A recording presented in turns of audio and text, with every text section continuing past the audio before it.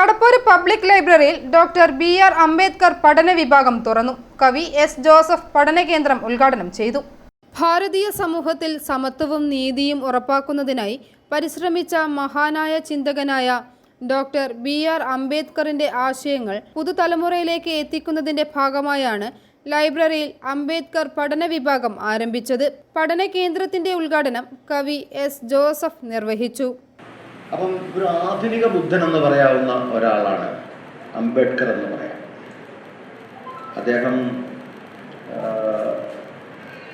ഒരു മഹർ എന്ന് പറയുന്ന ഒരു ദളിത്, ഇന്നത്തെ രീതിയിൽ ദളിത് എന്നുള്ള വാക്കുണ്ടായത് മുറിവേറ്റവൻ എന്നുള്ള അർത്ഥത്തിലാണ്. മുറിവേറ്റവൻ, ദളിത്, മുറിവേറ്റ ആളെന്നുള്ള അർത്ഥത്തിലാണ് ദളിത് എന്നുള്ള വാക്കുണ്ടായത്. നമ്മുടെ എഴുത്തച്ഛൻ്റെ അധ്യാത്മരാമായണത്തിലാണെന്ന് തോന്നുന്നു ശരദളിത എന്നൊരു പ്രയോഗമുണ്ട്. ശരം കൊണ്ട് മുറിവേറ്റവൻ എന്നൊരു പ്രയോഗമുണ്ട്. അപ്പോൾ ദളിത് എന്നുള്ള വാക്ക് അങ്ങനെ ഉണ്ടായതാണ്. ഈ വാക്ക് ഇംഗ്ലീഷിൽ ഇപ്പോഴും ഇല്ല. നമ്മുടെ ഓൾ ഇന്ത്യ റേഡിയോ എപ്പോഴും ആ വാക്ക് പ്രയോഗിക്കില്ല. ദളിത് എന്നുള്ള വാക്ക്, ദളിത് കവി എന്നൊന്നും ഓൾ ഇന്ത്യ റേഡിയോ പ്രയോഗിക്കുകയില്ല.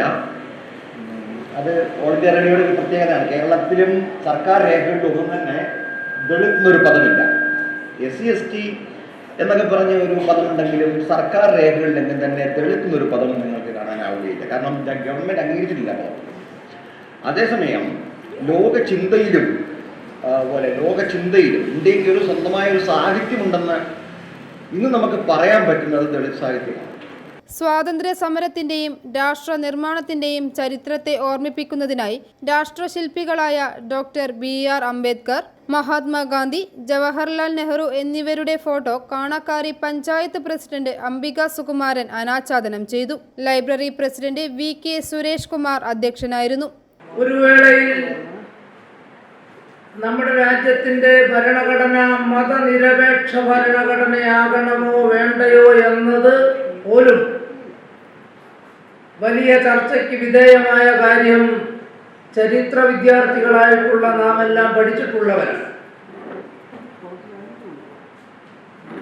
ഭരണഘടനാ അസംബ്ലി വോട്ടിനിട്ടാണ്, ഭൂരിപക്ഷ അഭിപ്രായത്തിനനുസരിച്ചാണ് നമ്മുടെ രാജ്യത്തിന്റെ ഭരണഘടന, മതനിരപേക്ഷത അതിൻ്റെ അടിസ്ഥാന ശിലയായി അംഗീകരിക്കപ്പെട്ടത് എന്നും നമുക്കറിയുന്ന കാര്യമാണ്. ആ അടിസ്ഥാന ശില ഇന്ന് സംരക്ഷിക്കാൻ ഭരണഘടനാ ശില്പി തന്നെയായിട്ടുള്ള ഡോക്ടർ ബി.ആർ. അംബേദ്കർ ചൂണ്ടിക്കാണിച്ചതുപോലെയുള്ള ചുമതല ഓരോ secretary P. George, vice president S. Baiju എന്നിവർ സംസാരിച്ചു. കുട്ടികളും മുതിർന്നവരും ഉൾപ്പെടെയുള്ള നിരവധി പേർ പരിപാടിയിൽ പങ്കെടുത്തു. i4U news, Ettumanoor.